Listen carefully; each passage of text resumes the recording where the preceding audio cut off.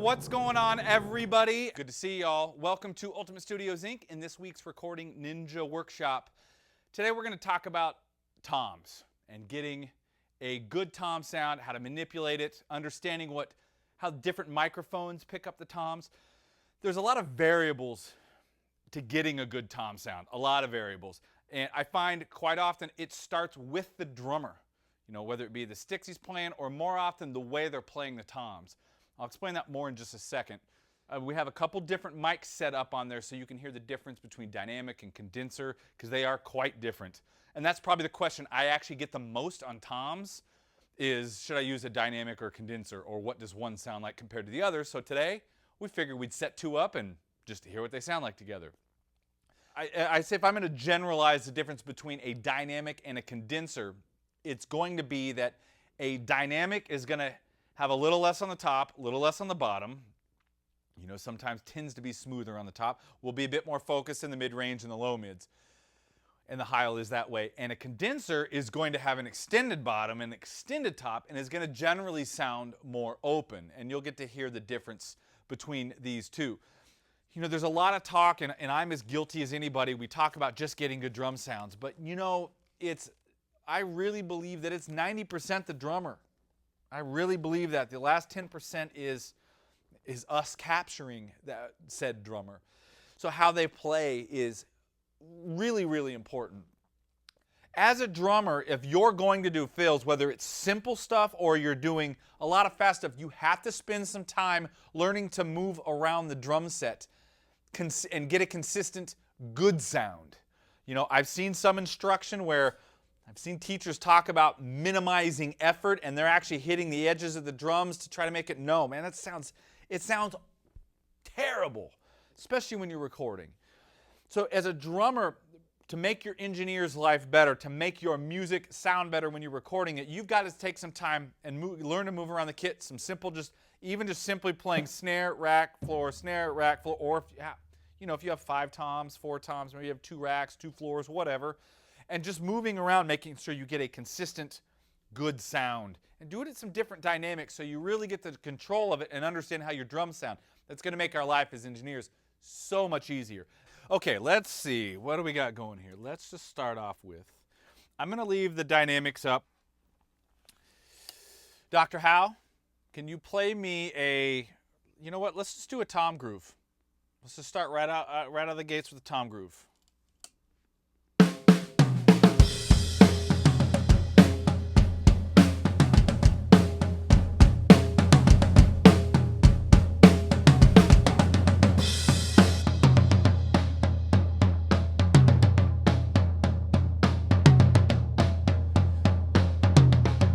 This is the Heil PR30s.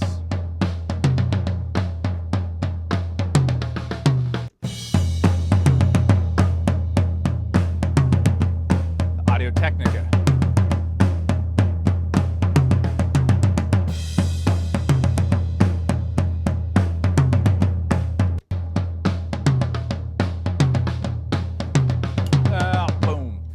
So there's the basic difference between the two. Right out of the gates, you kind of hear that as soon as you go to the condenser, and although all condensers are a little bit different, this is a pretty good general comparison between what a dynamic and a condenser, or the effect that those two types of microphones have on your tom sound. The dynamic, it's more focused. It has a little less at the bottom, has a lot less on the top end. But the mid-range punches through real well.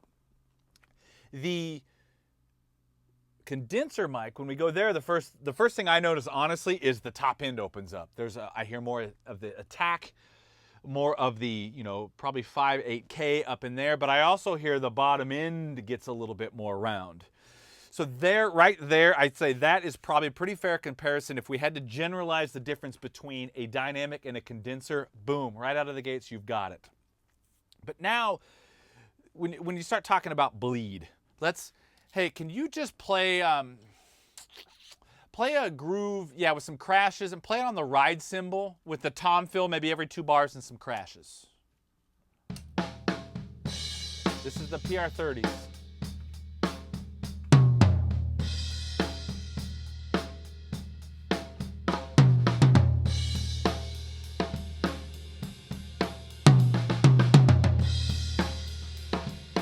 Go back to the hat and do it again. Condenser.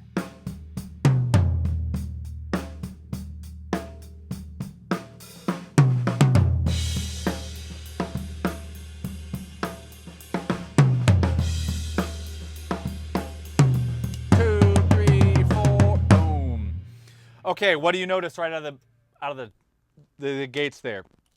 First thing is well, first off, I've got to go back to the drummer. And I'm kind of lucky, a lot of the drummers I work with are pretty good at handling their cymbals. He's not bashing the cymbals, which makes our bleed really, really acceptable on this.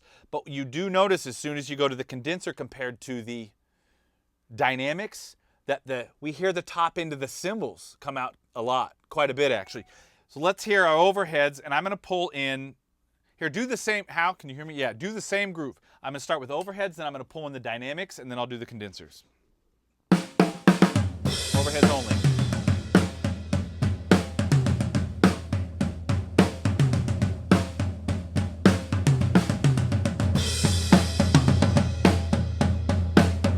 PR30.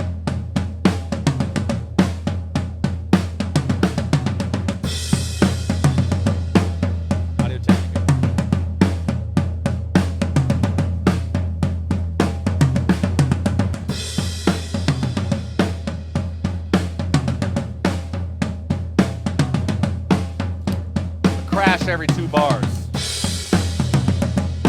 Audio-Technica.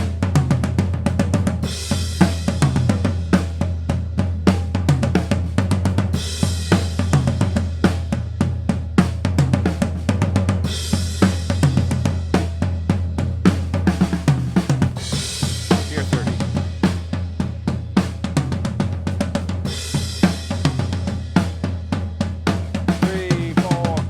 So you can hear even there the difference. Just if I'm not necessarily paying attention to just the tom sound, if I'm listening to kind of the collective, that's just the overheads again and switching between our 2 pairs of toms. If I'm just listening to what they do as a whole, I can hear a little bit of difference from our condenser and our dynamic mic in the cymbals. When I pull the condenser, the A3000s, there's more top end going there because that bleed that's coming into the tom mics has more of that. When I go back to the PR30, the dynamic mic, that's getting smooth or shaved off the top, so I don't hear that same presence going on there. All right, let's get the whole kit in. Let's do that same. Today it's all about toms. Let's just do tom grooves, man. So I'm going to start off with no toms. This will be overheads, kick, snare, and that's it. Go for it.